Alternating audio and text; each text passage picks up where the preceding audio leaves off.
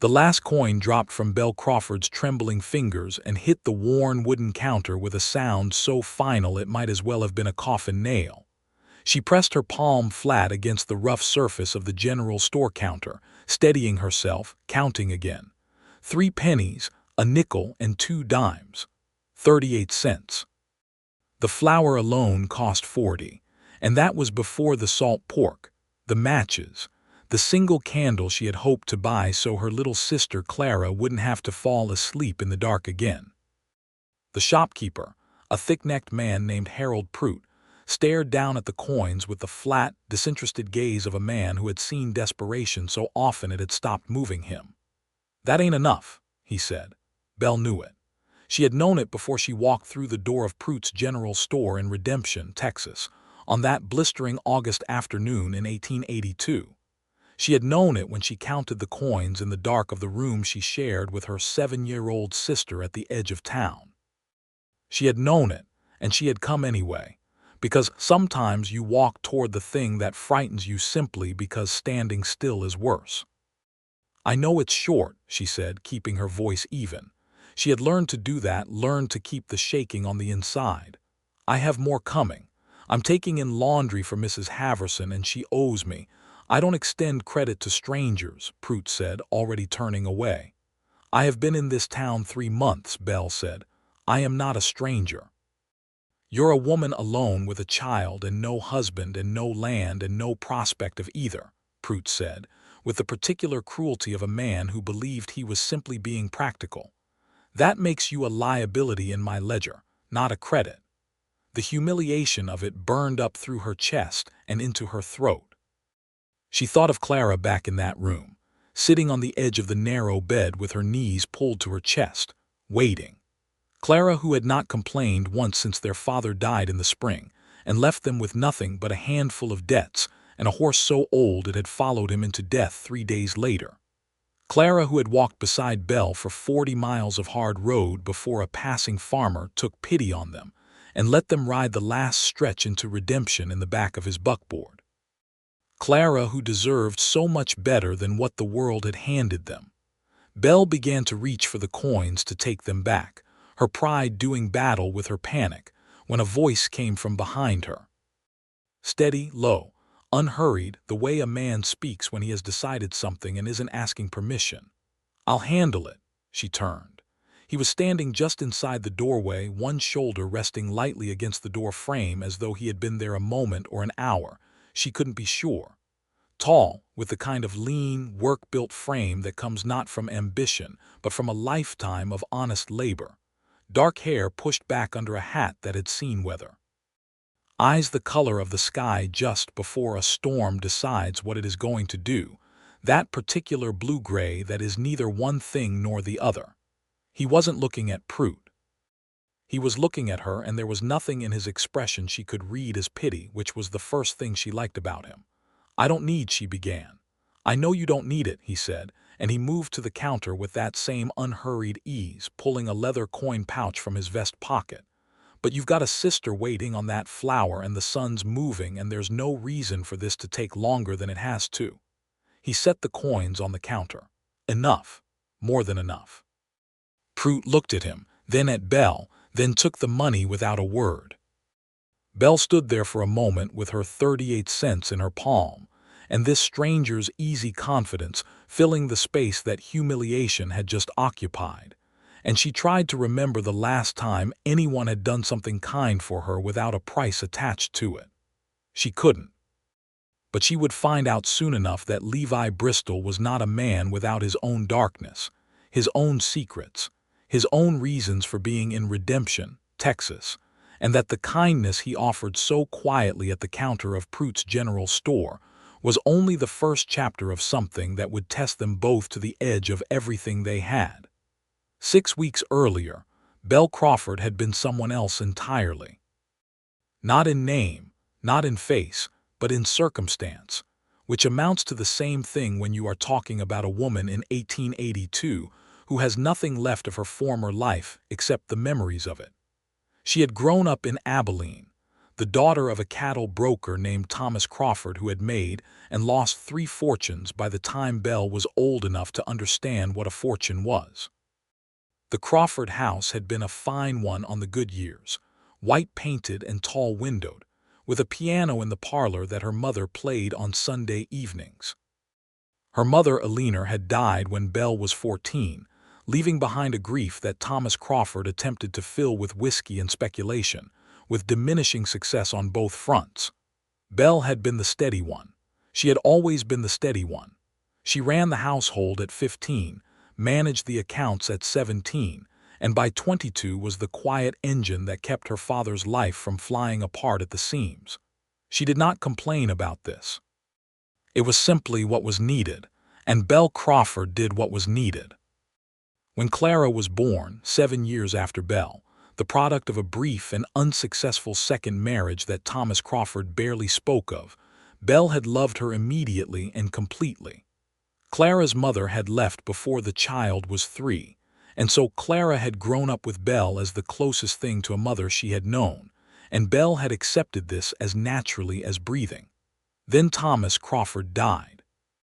He died in April of 1882 in the kitchen of that once fine house, of a heart that had been quietly surrendering for years while he refused to acknowledge it.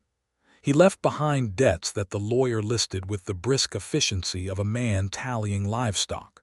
The house would have to be sold. Furniture, the piano, all of it.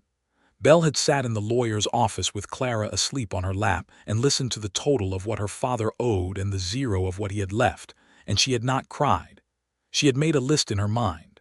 She had thought about what came next. What came next was a letter from a distant cousin in Redemption, Texas, a woman named Mabel Hooper, who had written to say there was work available in the town for women who could cook and clean and weren't afraid of hard living. Mabel herself turned out to be something less than a benefactor when they arrived, a fact that became apparent when she handed Belle a list of chores and charged her room and board that ate most of what the laundry work paid. But the room was dry, and Clara was safe, and Belle had fixed on those 2 facts with both hands and refused to let go. That was who Belle Crawford was when she walked into Pruitt's General Store with 38 cents and walked out with flour, salt pork, matches, and 1 candle, and the strange, unsettled feeling of having been seen by a stranger in a way she wasn't sure she was ready for. She didn't look back at him when she left. She told herself that was the end of it. She was wrong, of course. She saw him again the next morning. She was at the pump behind the boarding house, filling the large iron pot she used for the laundry, her sleeves rolled to the elbow and her hair pinned back with the kind of practical efficiency that leaves no room for vanity.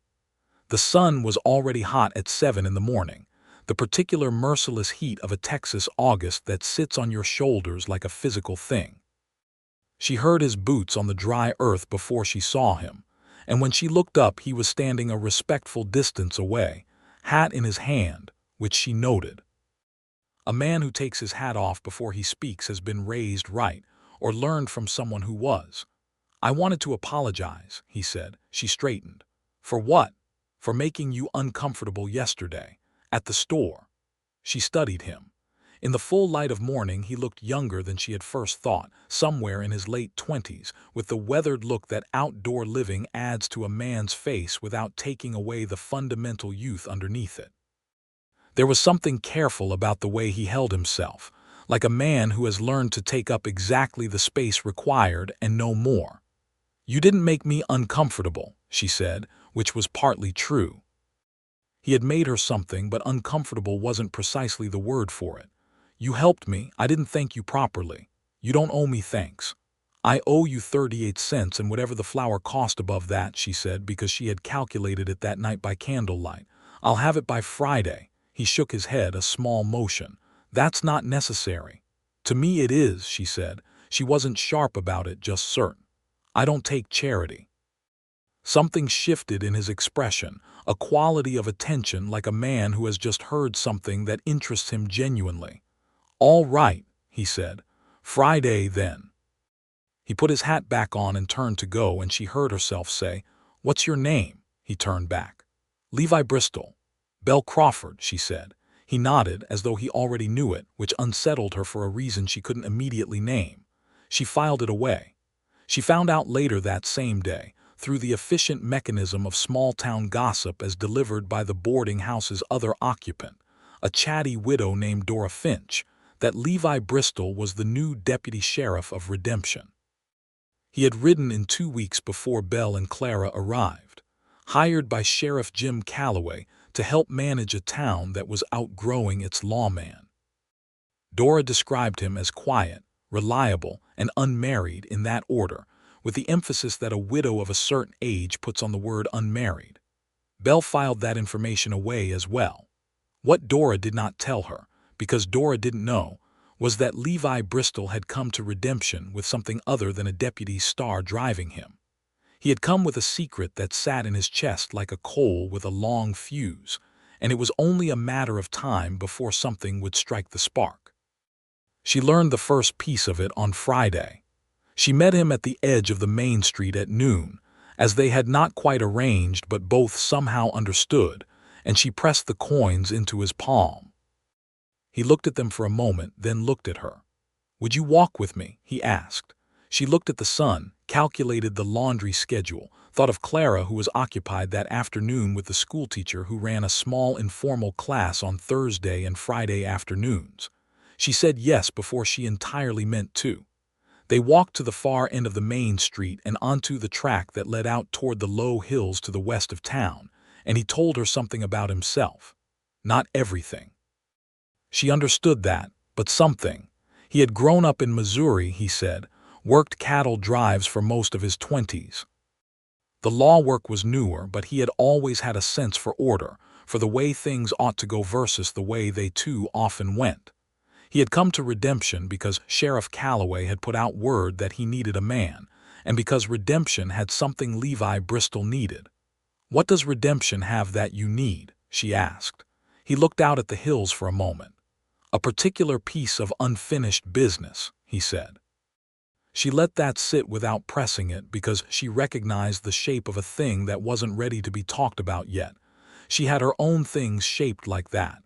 "What about you?" he asked. "What brought you here?" she told him. Not all of it at once, but the main architecture of it. The father, the debts, the sister, the long road south. She told it without self-pity because she wasn't built for self-pity, and he listened with the same quality of full attention she had noticed that first morning at the pump. When she finished, he was quiet for a moment. Then he said, "Your sister is lucky to have you." "I am lucky to have her," Belle said, and she meant it entirely. "She makes everything worth the trouble." "That's a fine thing," he said, and something in the way he said it made her think that it was a fine thing he hadn't had himself or had lost, and she wondered which. They walked back to town in the long light of a Friday afternoon, and she thought about the fact that she had not been in the company of someone who made silence comfortable in a very long time. Most people, when they weren't filling silence with words, were filling it with agenda. Levi Bristol seemed to have no need to fill it with either. She thought about that more than she should have that night. Clara noticed. Children always notice the things adults are trying not to show. They were sitting at the small table in their room after supper, Clara practicing her letters on a slate and Belle mending one of the 2 dresses she owned, and Clara said without looking up from the slate, "Who were you walking with today?" Belle kept her eyes on the mending. "A man named Levi Bristol. He's the deputy." Clara wrote the letter B with careful strokes. "Is he nice?" "He seems to be," Belle said. "Does he have a horse?" Belle laughed, a real one, the kind that Clara had a talent for drawing out of her. "I believe he does." "Good," Clara said, as though this settled something important. She returned to her letters satisfied. Levi Bristol did have a horse. A big buckskin gelding named Sunday that he kept at the livery stable on the east side of town. Belle saw the horse the following week when she brought a bundle of mended tack to the stable for old Henry Marsh, the liveryman, whose arthritic fingers couldn't manage small stitches anymore. She paused at the gelding's stall, and the horse pressed his nose toward her with the particular confidence of an animal that has been treated well and expects nothing less from the world. She was scratching behind his ears when Levi appeared from the back of the stable carrying a bucket. He stopped when he saw her, and for a moment neither of them spoke. "He likes you," Levi said. "He has good manners," Belle said, which was as much about the horse as about his owner. He smiled at that. It transformed his face in a way she hadn't anticipated, loosening the careful set of it into something warmer, younger, more unguarded. She felt something shift in her chest, like a piece of furniture being moved, the subtle rearrangement of interior space to accommodate something new. She told herself it was nothing. She had told herself a version of that lie before about other things, and been wrong about those too. September arrived with a slight lessening of the heat and a development in the town's affairs that began to explain Levi Bristol's unfinished business. His name was Colton Marsh, not the old liveryman Henry, but Henry's nephew, who had ridden into Redemption in September with 2 men at his heels and taken up residence at the Silver Spur Saloon with the easy confidence of a man returning to familiar territory. Colton Marsh was 28, handsome in the way that some dangerous men are handsome, all surface polish and nothing solid underneath. He dealt cards in the back room of the saloon and made no secret of the fact that he was planning to stay. The first time Belle saw Levi see Colton Marsh, she was crossing the street with Clara and her basket of laundry. Levi was standing on the boardwalk outside the sheriff's office, and Colton Marsh walked past below, and the thing that happened on Levi's face was not rage or fear. It was the careful, still face of a man containing something very large with great deliberate effort. She went to him that afternoon alone while Clara was at her lessons. "You know him," she said. It wasn't a question. He looked at her for a long moment. They were standing outside the office, and the afternoon sun put shadows along the angles of his face. "He's the reason I came to Redemption," Levi said. The story came out in pieces over the following days, as trust tends to permit things to come out. Not all at once, but in the order that he could manage it. 2 years earlier, Levi had been working as a hand on a ranch in the Texas Panhandle. The ranch belonged to a family named Whitfield, decent people. There had been a man working alongside Levi who was everything Levi wasn't, flashy where Levi was plain, loud where he was quiet, quick with a story and quicker with a smile. His name then had been Cal Marsh, and Levi had considered him, if not a close friend, then a trusted one. Cal Marsh had been running a swindle. He had been doing it for a year before Levi understood the shape of it, collecting small sums from the other ranch hands on the promise of a share in a land deal that didn't exist. When the scheme came to light, Cal Marsh rode out in the night with what amounted to 3 months' wages of 6 men. One of those men, a young hand named Daniel Reyes, had been sending every cent home to his mother in San Antonio. He lost everything. Levi had tracked Cal Marsh, whose full name turned out to be Colton Marsh, as far as the New Mexico territory before losing the trail. He had spent the better part of 2 years doing his actual work while keeping one ear open for word of where Colton had gone. When he heard the name surface in connection with a new card game in Redemption, he had come. "What are you going to do?" Belle asked when he told her. "See that he answers for it," Levi said. "The legal way if Callaway will help. The railroad has a warrant out for a Colton Marsh in New Mexico mail fraud. If it's the same man, and I'm certain it is, we can have him extradited. And if it doesn't go that way—" "It will go that way," he said, with a certainty that was clearly as much determination as prediction. She believed him. She wasn't sure she should, based on 2 weeks of acquaintance, but she did. This was the thing about Levi Bristol that she kept returning to in the quiet of her nights, when Clara was asleep and the town was settling into its after-dark sounds. The distant piano from the Silver Spur, the occasional bark of a dog, the crickets that were beginning to thin as September edged toward October. The thing she kept returning to was that he seemed to be exactly what he appeared to be. In a world where she had learned to look for the angle, to watch for the thing behind the thing, Levi Bristol presented no angle. His reasons were his stated reasons. His feelings were legible on his face for anyone paying attention. She was paying attention. She was paying perhaps more attention than was wise. The conversation that changed everything happened on a Wednesday evening in late September. Clara had gone to sleep early, tired from a full day that had included an expedition to the edge of town to collect the interesting rocks that 7-year-olds find urgently necessary. Belle was sitting on the small back step of the boarding house in the blue hour after sunset, enjoying the last of the warmth before the night air came in cool and sharp, when she heard his boots on the path. She had not expected him, but she was not surprised. He sat down on the step beside her, which was close, and for a while neither of them said anything, which was becoming a comfortable pattern between them. "I thought about you today," he said at length, and there was a careful quality in the words, a man setting a foot cautiously onto uncertain ground. She looked at him in the near dark. "Did you?" "More than I probably should have," he said, "given everything." She knew what everything meant. The unfinished business, the questions she still had about his past.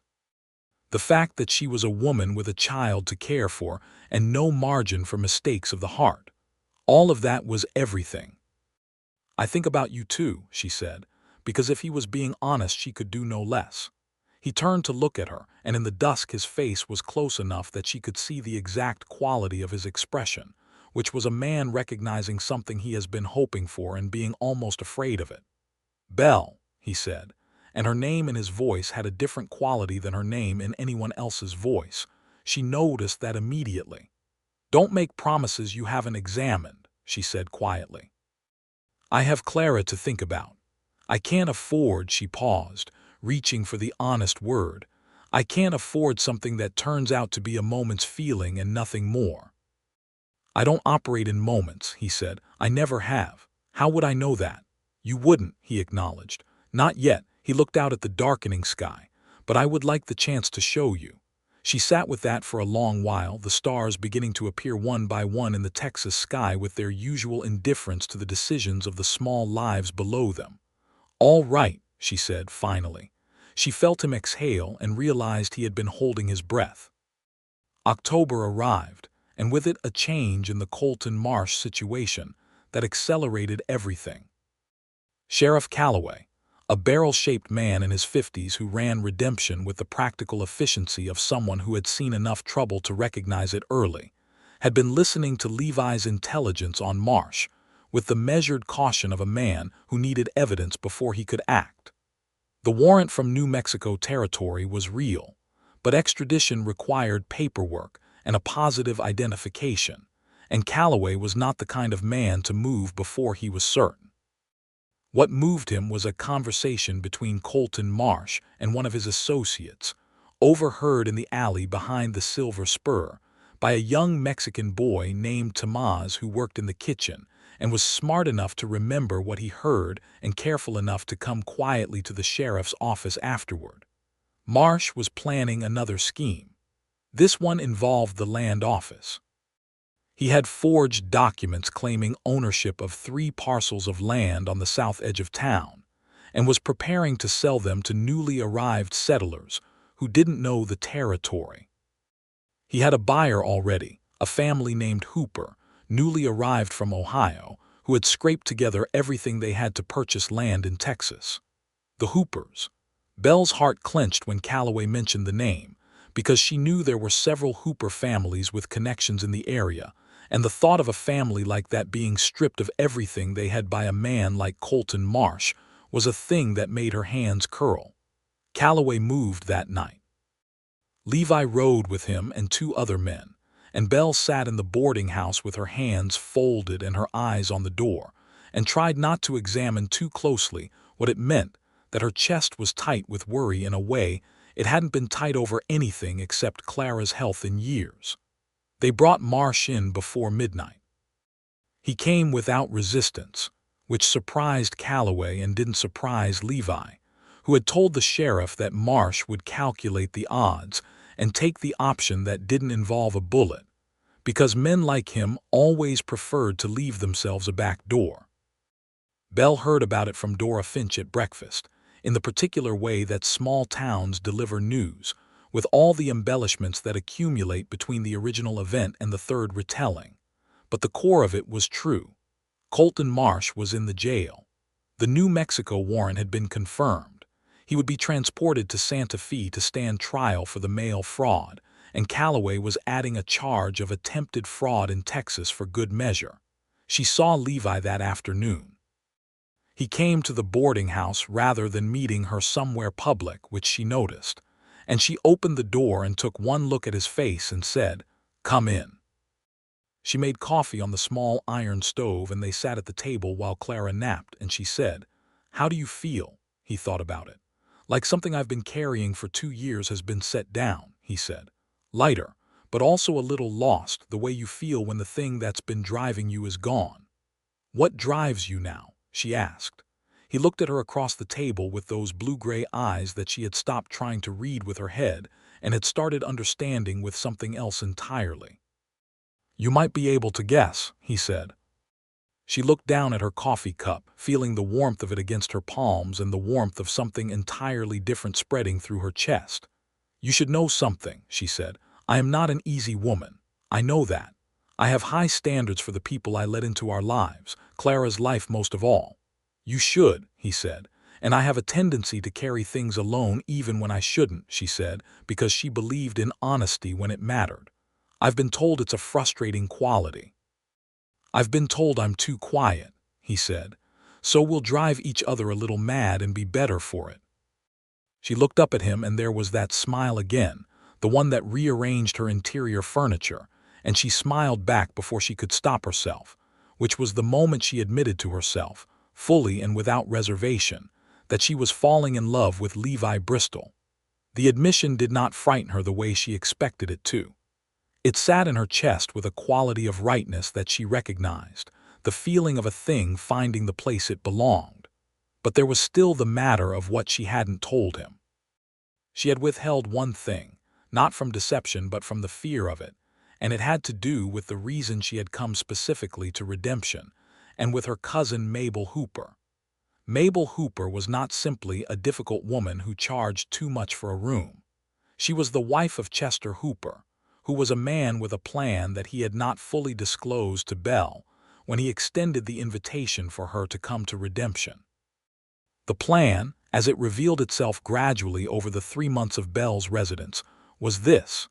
Chester Hooper wanted Belle to marry his business partner, a land speculator named Gerald Fitch, who needed a respectable wife to present to potential investors, and had offered Chester a percentage of his next land deal in exchange for the introduction.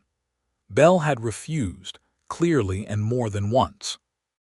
But Chester Hooper was a man who did not hear no as a final answer, and the pressure he applied was subtle in the way that truly effective pressure is always subtle, threatening to raise her rent, suggesting that her laundry work was unreliable, hinting that the boarding house room might become unavailable.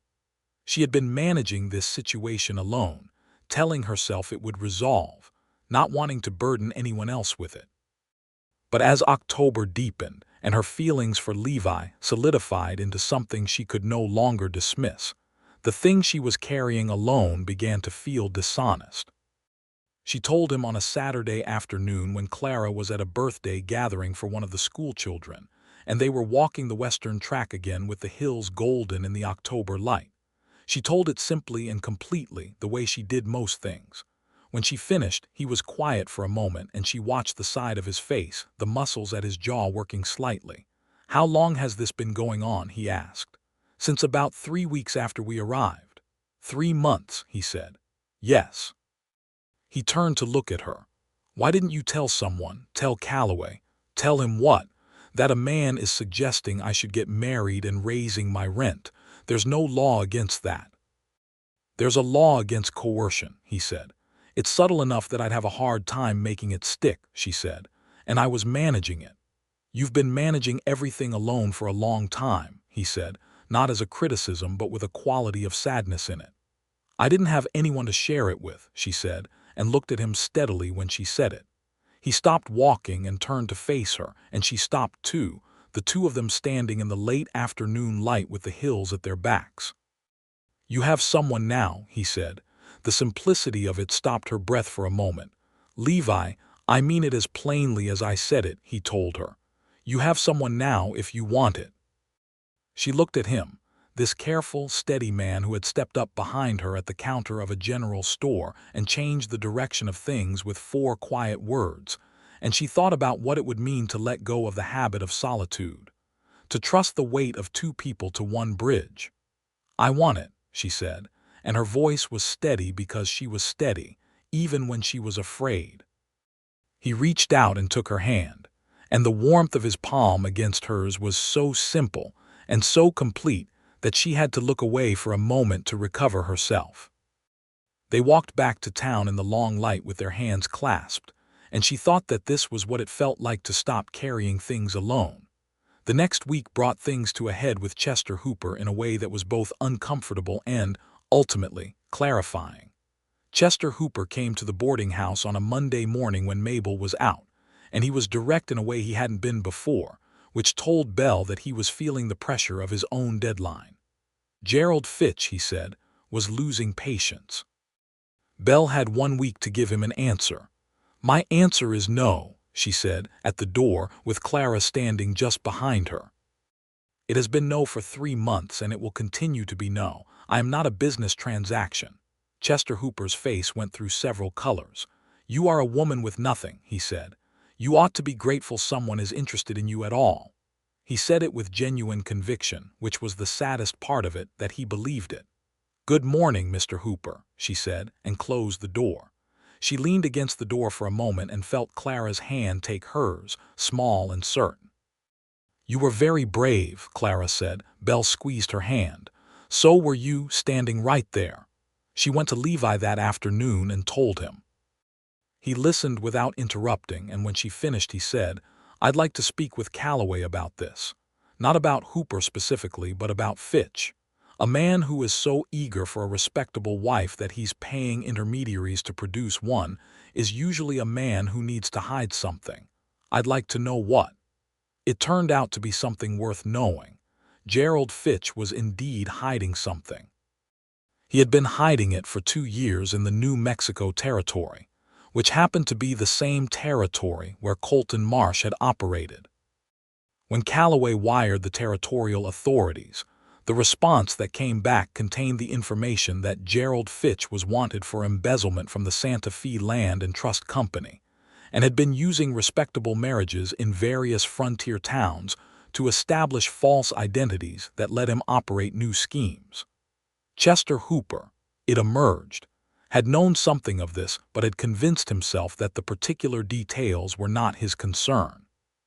When Calloway brought him in for a conversation, Chester Hooper's carefully constructed self-justifications collapsed with remarkable speed, and he gave Fitch up completely. Fitch was arrested on a Wednesday. Chester Hooper was not charged, there being no direct evidence of knowing participation in the fraud, but the social cost in redemption was considerable. Mabel Hooper, who had known nothing of any of it and was genuinely furious at her husband, moved to her sister's house in Waco within the week. The boarding house changed management, taken over by a sensible woman named Ruth Alderman, who charged a fair rate and did not attempt to arrange marriages. The day after Fitch's arrest, Levi found Belle at the pump again, the place that had become a sort of unofficial origin point for their conversations. "It's over," he said. She looked at him carefully.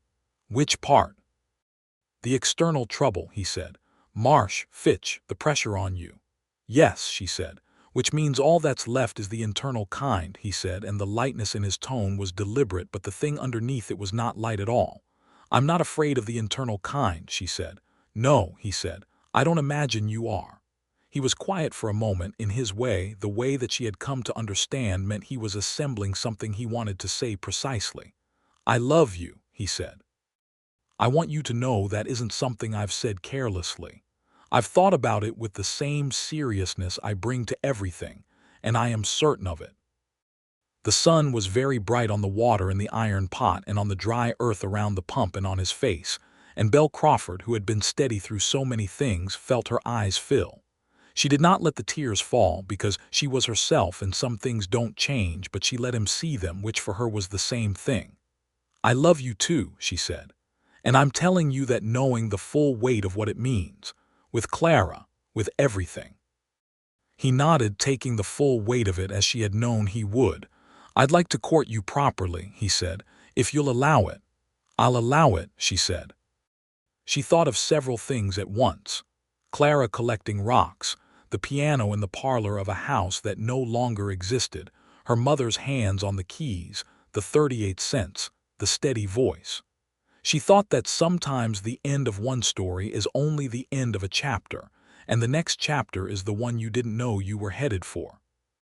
The courtship of Belle Crawford and Levi Bristol was conducted with the particular earnestness of two adults who had both lived enough life to know what they wanted, and were not inclined to waste time in unnecessary uncertainty. He brought her things that were practical rather than decorative, which was how she knew he was paying attention. A length of good blue cloth that was exactly the right color for a second dress. A better mending kit than the one she had, with needles that didn't bend. A book of poetry that he left on the step with a note in his plain, clear handwriting that said only, "Thought you might enjoy this," and she did, enormously. She brought him things too. Meals initially, which she prepared with the skill of a woman who had been feeding a household since she was 15. He ate them with uncomplicated appreciation, and she found that feeding someone who was genuinely grateful for it was one of the quiet pleasures of the world. She also brought him her company, deliberately and without apology, stopping by the sheriff's office on her way to or from the laundry with no pretense of errand, because she had decided that pretense was a waste of time they didn't need to indulge in. He always looked up from whatever he was doing, and his face did the thing it did, that specific animation that she was becoming possessive of. Clara adored him from the start. This was not surprising to Belle, who had learned to trust her sister's instincts, which were the unfiltered instincts of a child who had not yet learned to distrust the evidence of her own heart.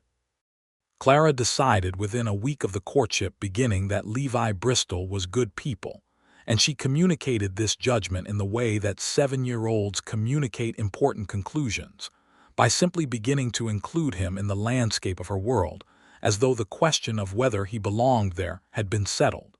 She showed him her rock collection. She asked him questions about horses with the focused interrogation of a scientist. She told him about the book she was reading, which was about a girl who lived on a mountain, and she told him what she thought should have happened differently in Chapter 3. He listened to all of this with the same quality of full attention he gave to everything, and Belle, watching them together, felt something complete itself. She told Levi about it one evening when they were sitting on the front step of the boarding house after supper, the October air clean and cool around them. Clara was inside reading by the light of the new lamp that Ruth Alderman had provided, which was better than the single candle, and which never failed to feel like a small miracle to Belle. "She's chosen you," Belle said. He looked at her. "Has she?" "It matters to me that it happened naturally," Belle said, "not because she was told to or because she wanted to please me." She looked at you and made up her own mind. "She's remarkable," he said. "She is," Belle agreed. "She's the best person I know, and I don't say that simply because she's my sister." He was quiet for a moment, then carefully, "I want you to know that if we build something together, she is part of that building, not a condition or a complication, a part." Belle looked at him in the cool evening air. "You mean that?" "As plainly as I say it," he said. She leaned her head against his shoulder, which was the first time she had done that, and she felt him go still for a moment with the quality of a man receiving something he had been hoping for very much. And then he put his arm around her, and they sat like that in the quiet, and Belle Crawford thought about how strange and good it was that a moment as ordinary as 38 cents short on a counter could point toward something like this. November brought a cold that had a different quality than the dry October chill, a damp cutting cold that came down from the panhandle and announced winter with authority. The town of Redemption settled into its colder rhythms, the Silver Spur doing better business as men sought the warmth inside, the livery working harder, the women who took in laundry finding their workdays longer as the wet took longer to dry. Belle's work was steady, and with Fitch gone and Chester Hooper's influence collapsed, the social atmosphere of the town had simplified in a way that made her work easier. Ruth Alderman turned out to have connections with most of the better households in town, and she recommended Belle's work with the straightforward endorsement of a woman who said only what she meant. By November, Belle had more laundry work than she could comfortably manage alone. She hired help, a woman named Carmen Salinas, newly widowed and with two small children of her own, who was looking for work and who turned out to be capable and quick, and possessed of a dry humor that made the long workdays shorter. Belle paid her a fair share, not a token, and Carmen looked at her with the particular expression of a woman who has been given less than fair too many times and has learned not to expect better. "You're different from most," Carmen told her near the end of the first week. "I know what it's like to count what you have and come up short," Belle said simply.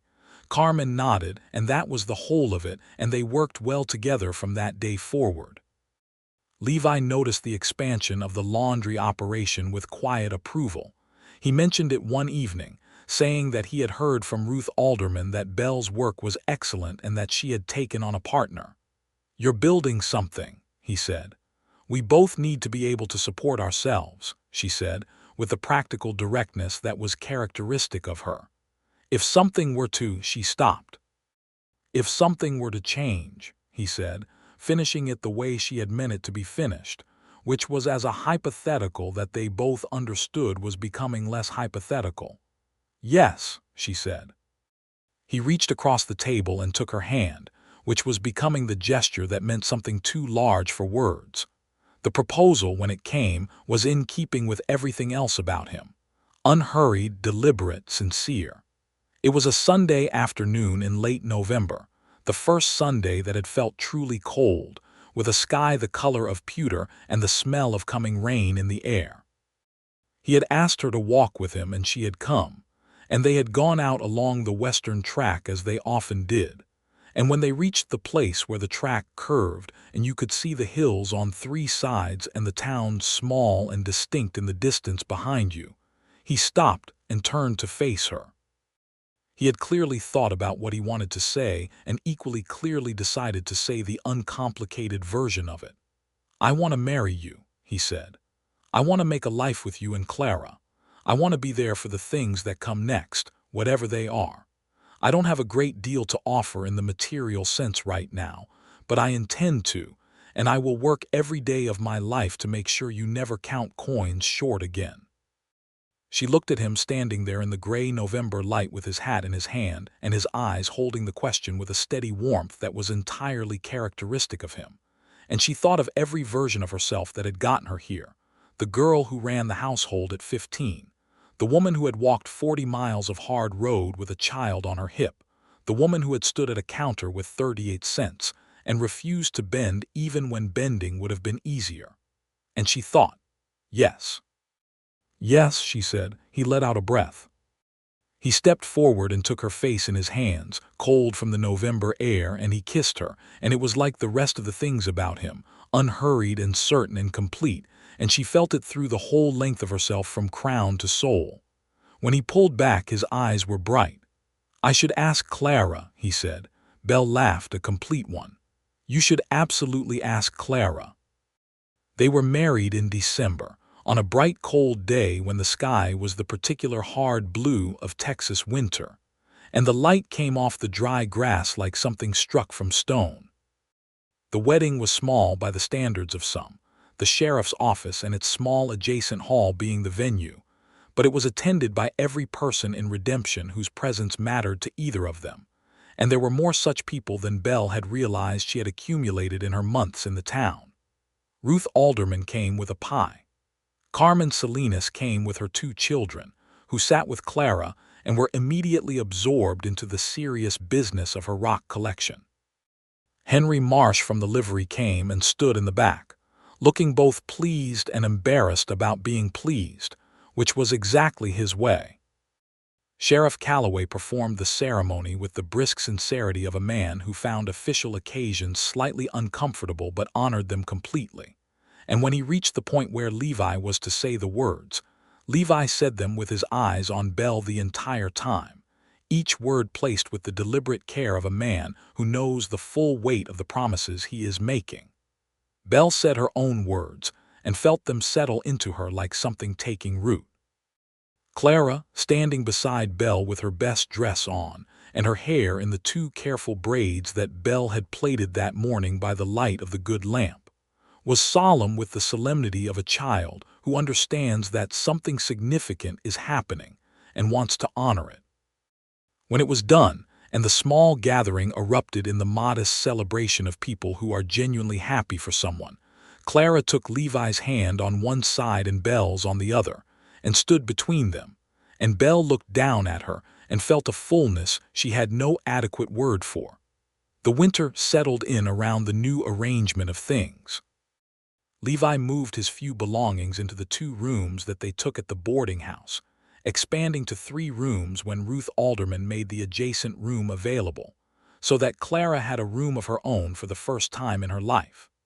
Clara responded to this event with an uncharacteristic speechlessness, followed by a lengthy period of arranging her rock collection on the windowsill with great architectural seriousness. The 3 of them established the routines of a household, with the natural ease of people who have been thinking about the same things in parallel, and are pleasantly surprised to find they mesh. Levi made the coffee in the mornings, which turned out to be an area of genuine competence, strong and exactly right, the kind of coffee that makes the morning feel manageable. Belle cooked the main meals. Clara had the responsibility of setting the table, which she took with great seriousness, lining up the cutlery with the precision of a much older person. There were adjustments, as there always are. Belle had been alone in her decisions for so long that the early days of having a partner in them required a period of conscious recalibration. She caught herself 3 times in the first month deciding things unilaterally that should have been decided together, and she brought this up herself because she was constitutionally unable to leave a known problem unaddressed. "I do it because I'm used to being the only one deciding things," she told him. "It isn't that I don't value your judgment, it's that the habit of solitude is deep." "I know," he said, "and I do the same with certain things, the safety questions, the worrying about the town. I make decisions about that without thinking to say anything because I've handled it alone for a long time." "So we're both working on it," she said. "We're both working on it," he agreed. The working on it was not without friction. They had their first real argument in January about money. Belle's laundry business had grown to the point where she had more income than she had started their marriage with, and she had made a decision about how to invest a portion of it, a small expansion to their workspace, without discussing it with him first. He wasn't angry about the money. He was honest about what bothered him, which was the solitude of the decision. "I know it's your business," he said carefully. "I know you built it before we were married and it belongs to you, but I would have liked to think about it with you." She heard the distinction he was making and gave it its due weight. "You're right," she said. "I handled it as though I was still alone." "You're not alone," he said. "I'm not alone," she agreed, and the simplicity of the acknowledgement was its own small revelation. They moved past it quickly, as people do when the fundamental trust is sound and the argument is really about understanding each other better rather than about the thing on the surface. Spring came to redemption with its particular Texas energy, everything waking up at once, the hills going green overnight, the air losing the cutting edge of winter and taking on the warm complexity of growing things. Belle and Levi walked the western track on a Sunday afternoon in March when the light was so beautiful it seemed to require acknowledgement, and they talked about the future. Not the immediate future of next month's income or the state of the laundry accounts, but the larger future, the one that lives in the part of the mind that doesn't deal in practicalities. "Land," Levi said. "Eventually. A house that's ours. Room for Clara to grow," and he paused. She looked at him. He was looking at the hills with the expression of a man who is about to say something he has been carrying for a while. "And room for more," he said. She was quiet for a moment. Then in the particular voice she used for important things, "I've been thinking about that too." He looked at her and they looked at each other in the afternoon light, and a great deal was communicated without a word. She had known for 2 weeks, but she had wanted to be certain. She had wanted to find the right moment, and here was the right moment, the hills and the light in his face. "We're going to need a bigger room," she said. He stared at her for a moment, the full meaning of the simple words arriving. He stepped forward and took her in his arms, and she felt him hold her with a quality that was both careful and overwhelming, the way you hold something you are afraid of and grateful for at the same time. "Belle," he said, her name in his voice, and there it was again, that particular tone that belonged to her alone.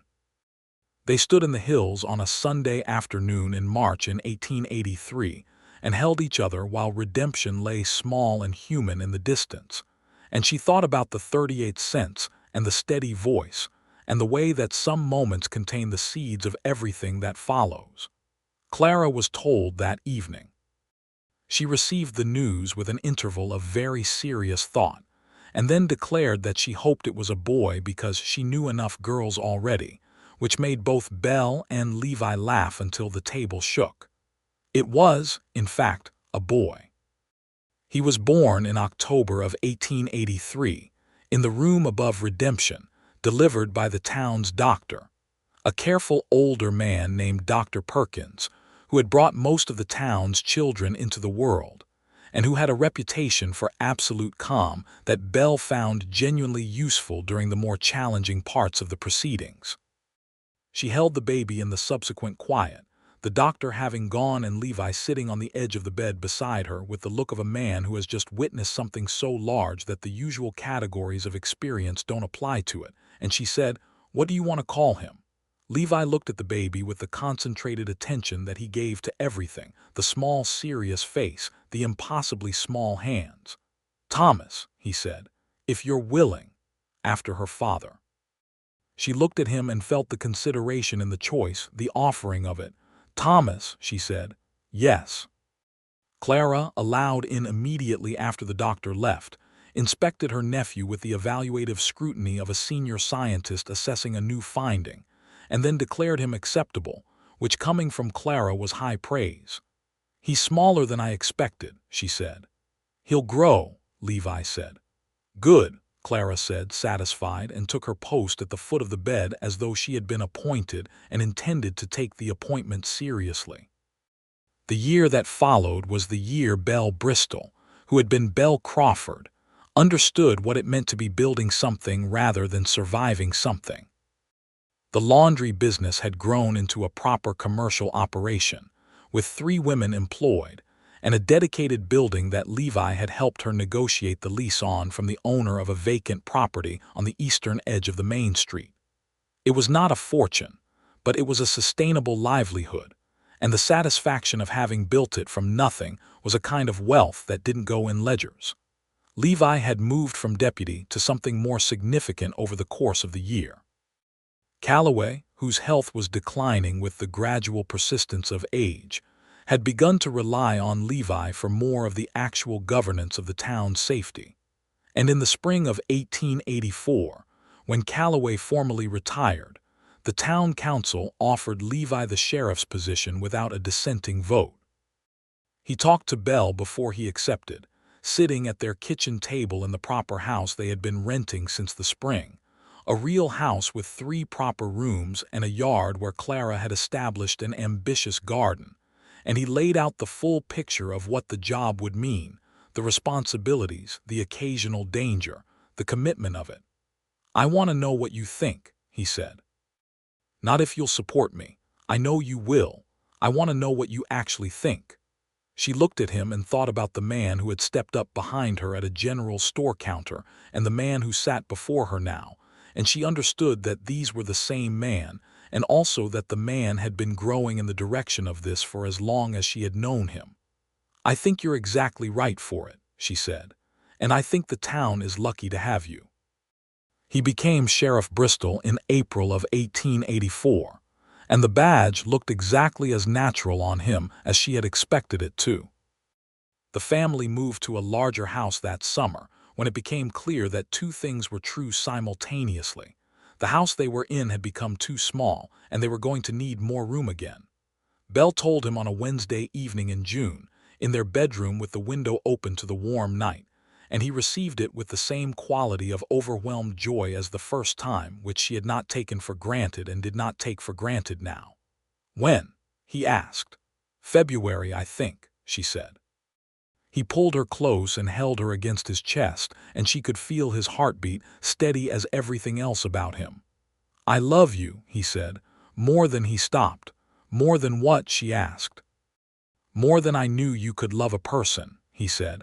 "More than I knew it was possible to feel and still be standing." She pressed her face against his shoulder and closed her eyes and let the feeling of it fill her completely. "I know," she said.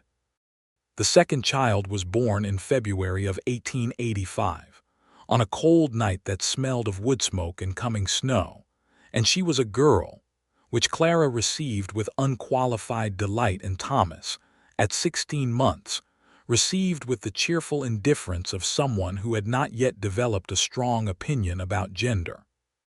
They named her Eleanor, after Belle's mother, and she arrived in the world with a considerable quantity of dark hair, and the air of someone with strong existing opinions about the arrangement of things. Clara, now 10, took her niece with the same serious authority she applied to everything she cared about, and Eleanor, from her earliest comprehension of the world, seemed to understand that Clara was a person of significance and behaved accordingly. Redemption in 1885 was a different town from the one Belle had arrived in 3 years earlier. It was growing, with new businesses and new families, and the particular energy of a place that believes it has a future. The lawless edge that had characterized the earlier days was giving way to something more settled, which was partly the general westward progress of civilization, and partly the steady presence of a sheriff who was known for being fair before anything else. Levi's reputation in the town was the reputation of a man who was trusted, not feared, not merely respected, though he was that. Trusted, which is a different and rarer thing, and Belle watched it with a quiet pride that she told him about directly, because she had learned that things said directly are received more fully than things left to inference. "The Montoya family came in today," she told him one evening, when the children were in bed and they were sitting together in the front room by the lamp. She had been meaning to tell him this for several days. The Montoya family were recent arrivals, a Mexican family who had settled on land south of town, and who had been experiencing the particular trouble that too many Mexican families in Texas experienced: harassment from neighbors who resented their presence and believed they had no recourse. "They came to you?" Levi asked. "To the laundry initially," Belle said. "Maria Montoya heard that I employed Carmen Salinas and she thought I might be sympathetic." She paused. "They've been told by 2 different men that their land title is no good, that they don't have legal right to be where they are." Levi's expression settled into the careful attention it assumed when something required his professional consideration. "Do they have the original documents?" "They do. I looked at them. The title is clear." "I'll look at them too," he said, "and I'll pay a visit to the men who have been doing the telling." He did. The men, it turned out, had been counting on the Montoya family not knowing their rights and not having recourse.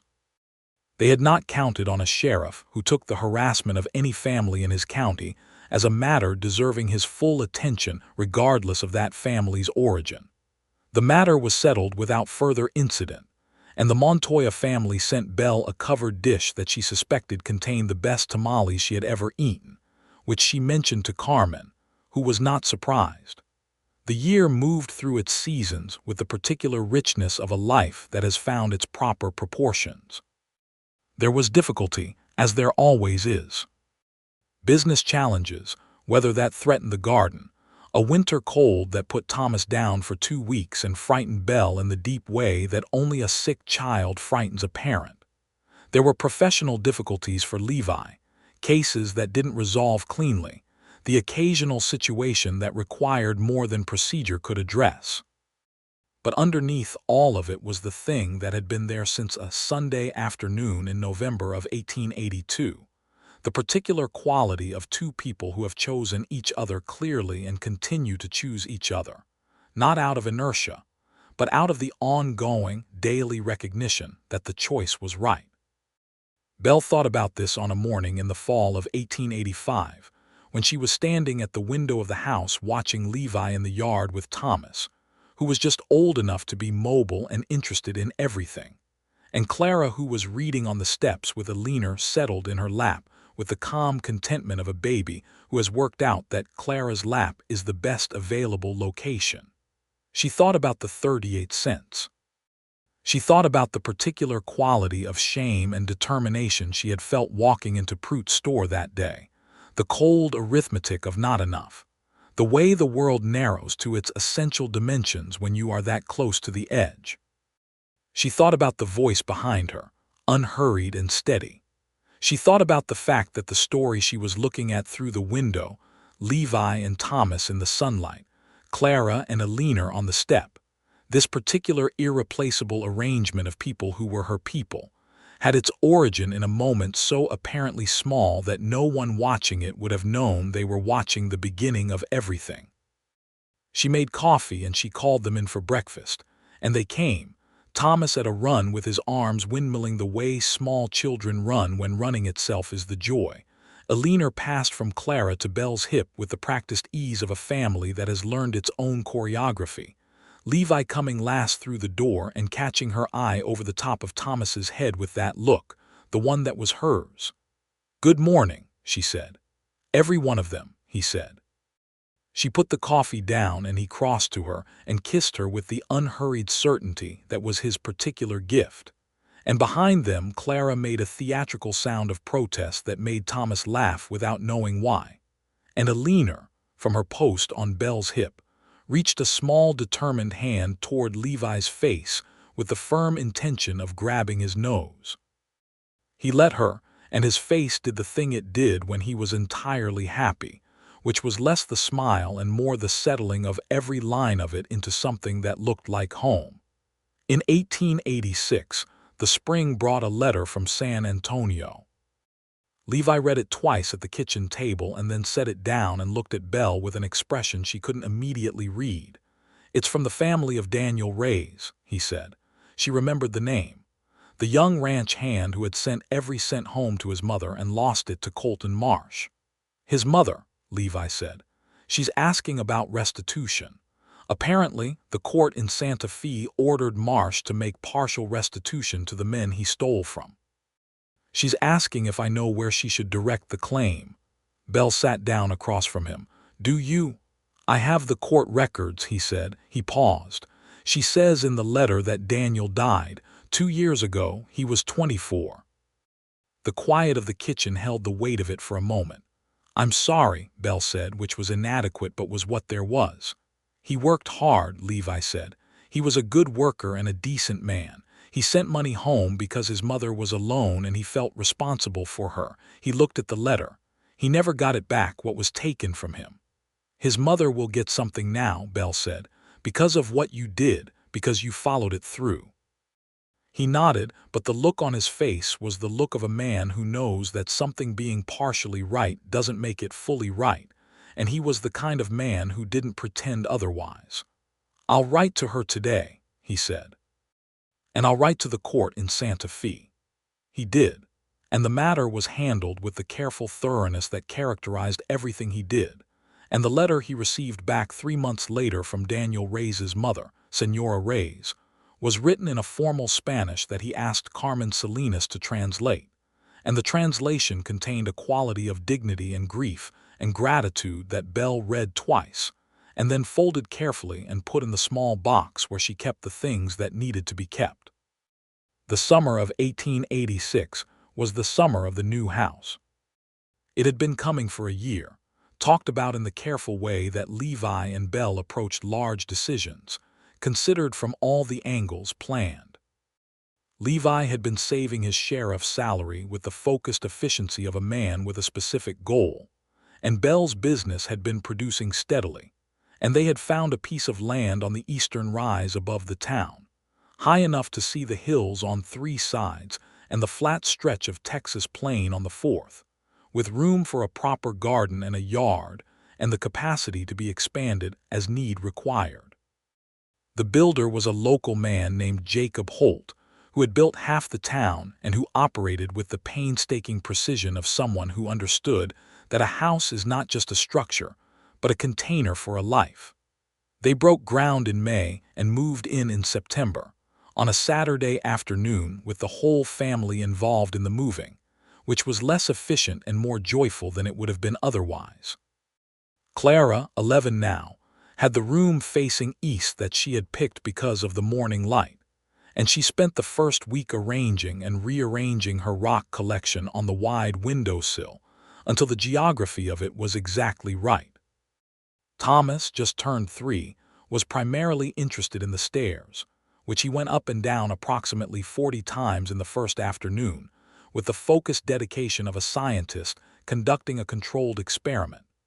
Eleanor, 8 months old, was carried from room to room by various family members, and regarded each new ceiling with the deep philosophical consideration she brought to most things, which Belle suspected she had inherited from Levi.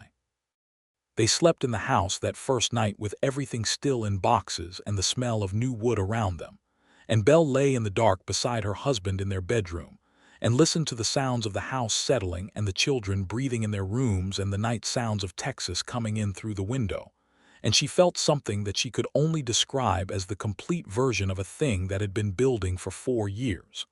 Not happiness exactly, though happiness was in it. More than happiness. The satisfaction of a life that has been built deliberately out of honest materials, the sense of arrival without the sense of terminus, because she was too young and too forward-looking to believe she had arrived at the end of anything, but the sense of having come to a place that was genuinely hers. She reached for Levi's hand in the dark and found it already reaching for hers.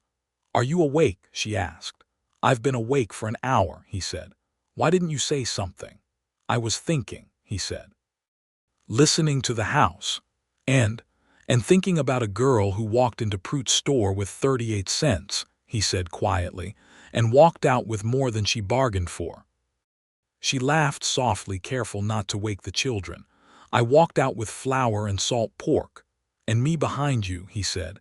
"And you behind me," she agreed. "Though I didn't know that yet." He turned toward her in the dark. "I want you to know something," he said. "Tell me. That day at the store, the reason I said something, it wasn't just that I wanted to help. It was," he paused, finding the words. "I had been watching this woman manage an impossible situation with complete dignity and then stand there and begin to put her coins back in her hand, and I thought, no, not this, not her." She was quiet for a moment, taking it in. "What did you know about me?" she said. "We'd never spoken." "I knew what I could see," he said, which was enough to start. She moved closer to him in the new house on the hill above Redemption, Texas, in the fall of 1886, and she thought about the things that start small and become enormous, the seeds that fall by apparent accident onto the exact right ground and become something neither the wind nor the soil could have planned. "I'm glad you said something," she said. "The best decision I ever made," he said, in 4 words. By the spring of 1887, the life that Belle and Levi Bristol had built had the settled, enduring quality of something that had been tested and found sound. Clara was 12 and becoming the person she would be for the rest of her life, which was to say she was becoming someone remarkable. She had a gift for mathematics that the schoolteacher, a thoughtful young woman named Miss Garrett, had identified and was encouraging with the particular dedication of a teacher who recognizes something worth nurturing.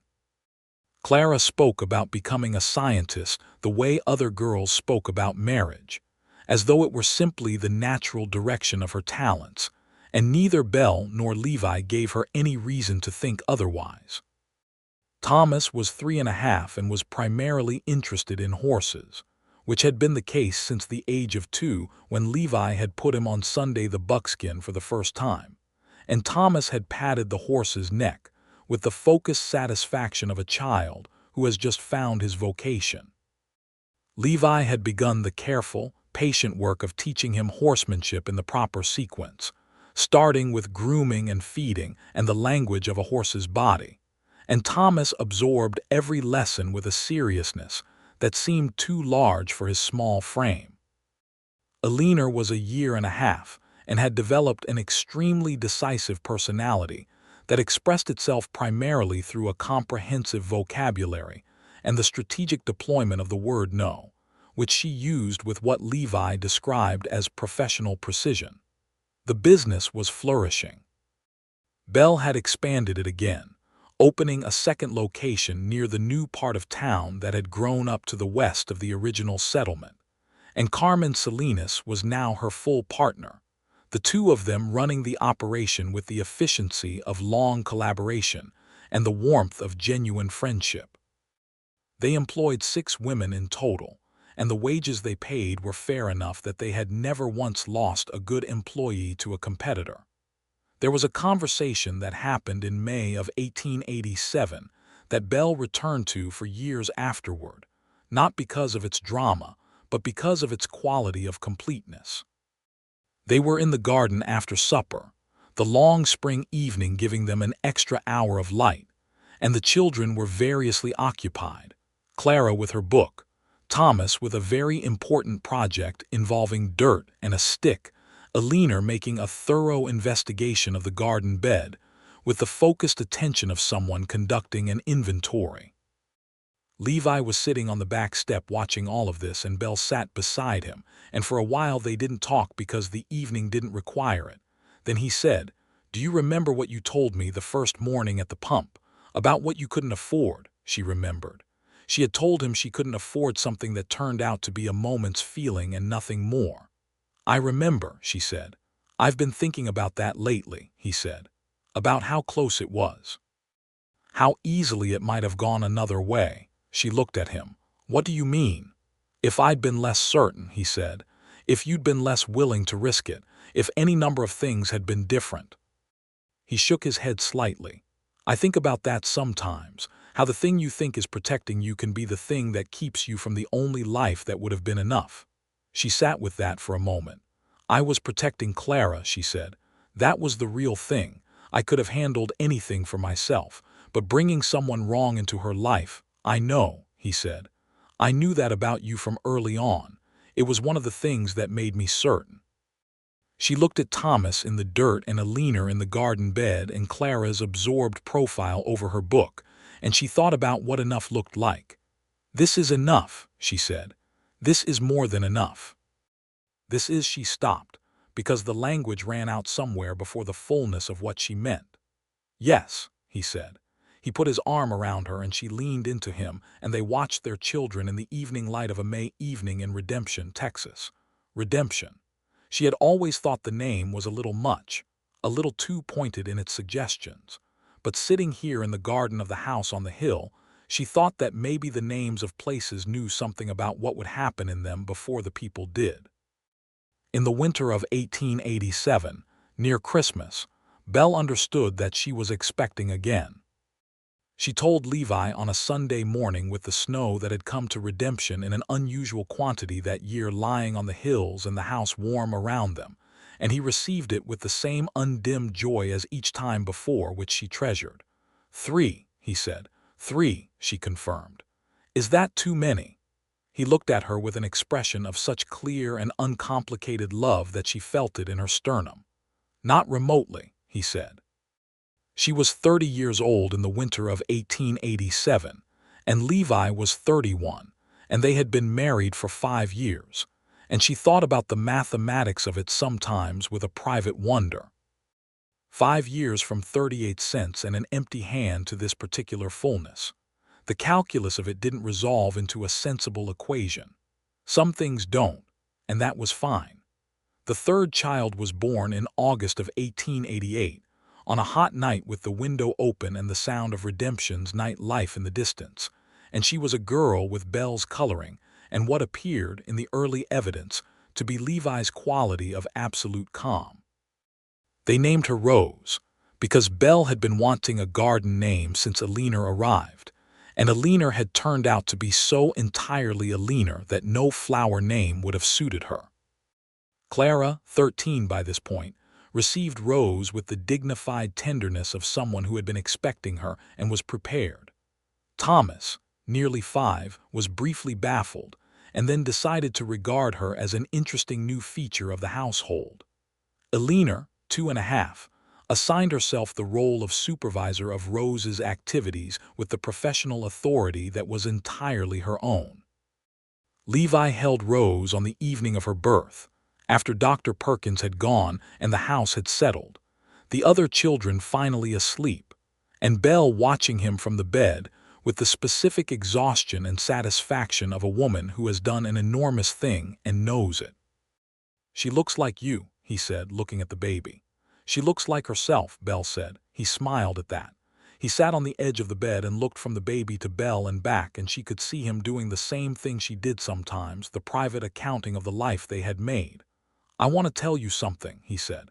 "You look very serious for a man holding a newborn," she said. "I am serious," he said.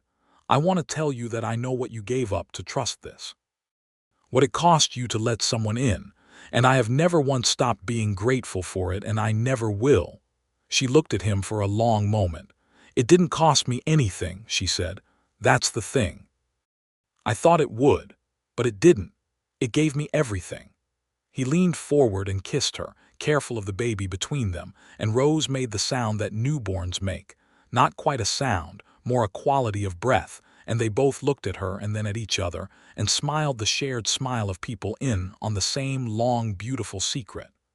The years settled into themselves the way years do when a life is well-founded. Levi served as sheriff of redemption through the late 1880s and into the 1890s, and the town grew around him, and he grew with it, becoming not just a lawman but a figure of genuine standing, the kind of man a community points to when it wants to explain itself to strangers. He never lost the essential quality of the man who had stood in a general store doorway with his coin pouch, unhurried, certain, offering help without requiring gratitude. Belle's business became one of the institutions of the town. By 1890, Crawford and Salinas Laundry and Cleaning Services employed 11 women and had a reputation for quality that extended to the neighboring towns. Belle had kept the name Crawford in the business name deliberately, a thread back to herself before she was Bristol, a way of honoring the woman who had built it. Clara went to university in Austin in 1892, the first woman in the Bristol family to attend a university, which she accomplished with the matter-of-fact determination that had always characterized her. She wrote letters home that were dense with ideas and observations, and Belle read every one twice and kept them in the box with Senora Reyes's letter and the other things that needed to be kept. Thomas, at 9, had become an accomplished horseman and was beginning to display the methodical intelligence that Levi recognized with quiet pride. Alina, 7, had developed an interest in the law that she expressed by attending every public hearing she was allowed into and asking clarifying questions afterward that were sometimes more penetrating than the lawyers. Rose, too, was primarily interested in flowers and birds and the complex politics of the yard, which she navigated with her characteristic calm. Belle stood at the window of the house on the hill one morning in the early spring of 1892 and looked out at the hills and the sky and the town below. Redemption laid out in its familiar geometry, the main street with its businesses, the church, the school, the laundry on the east end, the silver flash of the creek on the south side. She thought about the road, the 40 miles of it, the horse that followed her father into death, the buckboard and the farmer's pity, and the arrival in a strange town with a child and a handful of coins. She thought about 38 cents. She thought about the fact that she had never gone to Pruitt's General Store in the years since. Not once. Not from pride or resentment, but simply because there were better stores in Redemption now and she had no reason to go back. She thought that if she did go back, if she stood at that same counter with that same shopkeeper, the calculus of power would be completely reversed, and she thought about whether that mattered. It did matter, she decided. Not because of revenge or satisfaction, but because power ought to belong to people who don't use it to diminish others. And she had built hers from the ground up, and it was clean.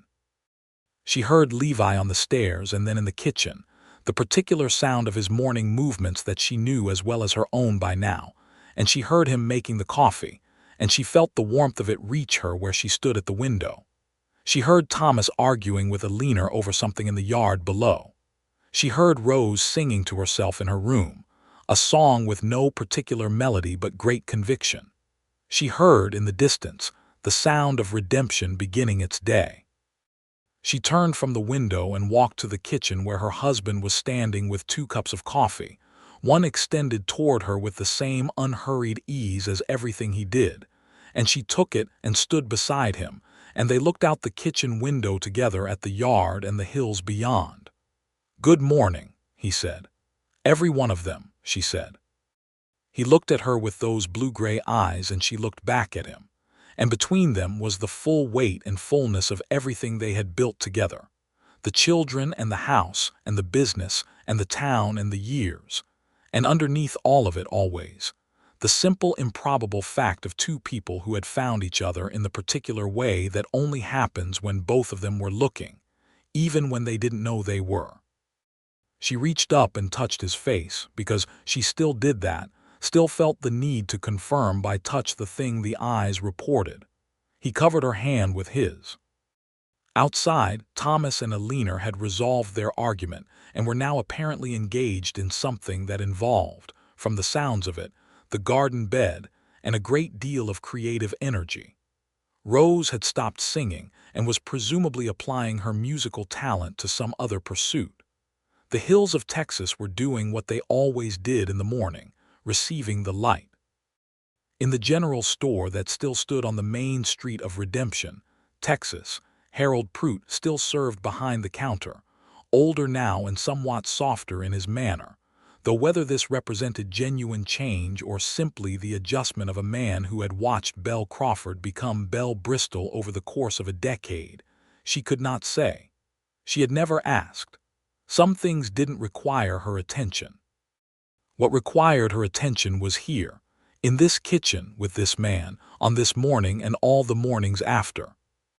She had walked into Prout's store one August afternoon in 1882 with 38 cents, and had walked out with flour and salt pork and matches, and a candle, and something else she hadn't known she was going to find, the sound of a steady voice and the beginning of everything. She drank her coffee in the kitchen of the house on the hill and felt the particular piece of a life that is exactly what it ought to be, hard won and honestly made, and more than she had ever let herself hope for, which is to say it was exactly enough, and then some. Levi set down his cup and put his arms around her from behind, his chin resting on the top of her head, and they stood together in the morning of another day in the life they had built, and Belle thought, This is the thing. This is what all of it was for, the road and the coins and the empty hand and the voice and the years. This, all of it always. This.